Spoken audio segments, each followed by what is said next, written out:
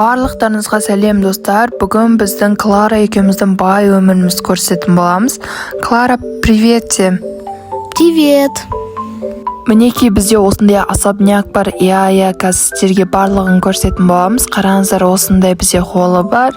Мына жақта бізде үйіміздің арты. Қазір бірінші этажын көрсетемін. Қараңыздар, мына жерден секіргенде осындай бірінші этажы бар. Және де бізде екі кішкентай қыз бар. Біреуі бізде осы үйдің тағы да бір қыздары. Қазір оларды көрсететін боламын. Қараңыздар, осы жақта бізде холлда есігімізді қойдық. Осы жақта бізде бассейніміз бар. Және де үнді мұхитының осындай бірінші бассейнді көрсетейін сіздерге. Қараңыздар, күшті жүземін. Короче, осындай бассейні бар. Сосын осы жерде отырып демалатын жеріміз бар. Осылай отырып демалуға да болады. Қараңыздар, күшті. Содан кейін осындай бізде мынандай кішкентай қыз жаңағы айтқан. Және де осы жақта бізде осындай теңіз сияқты жеріміз бар. Өзіміздің. Қараңыздар, өте керемет.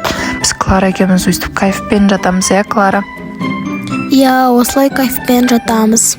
Біз тағы да басқа екі қызбен ұрыс қалғанда олар есікті іліп алады, сондықтан біз кіре алмай қалуымыз мүмкін. Осындай особнягымызға қараңыздар, осылай іліп алады бізге. Бірақ біз бұған ренжімейміз, себебі бұл біздің төртеуміздің ақша шығарып алған особнягымыз. Келесіде Клара екеуміз бөлек үлкен үй алатын боламыз осындай. Себебі біз бұл қыздармен уже тұрғымыз келмей жүр. Сондықтан біз ақша папамыздан сұрау үшін ақылды болып жүрміз. Так, енді сіздерге осындай горкын көрсетейін. Қараңыздар, осындай горкі бар еще бір жақта. Сіздер мұхитқа. Қараңыздар, мен бағана келгенде мен машинам болған, сол астына түсіп кеткен. Қазірге оны да көрсетемін. Айдап шығарып алу керек еді бұнда. Қараңыздар. Достар, бұны алып шыға алмаймын. Маған новыйын сатып алу керек. Так, ладно, ала алмаймыз бұны. Сондықтан новыйын алатын боламыз. Қазір тоқтаңыздар. Так, кеттік. Ой, достар, құлап кеттім. О май гад.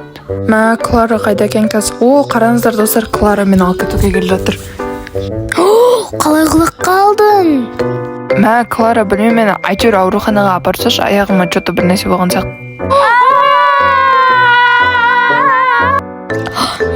Аделяны өлтіріп алмасам болды.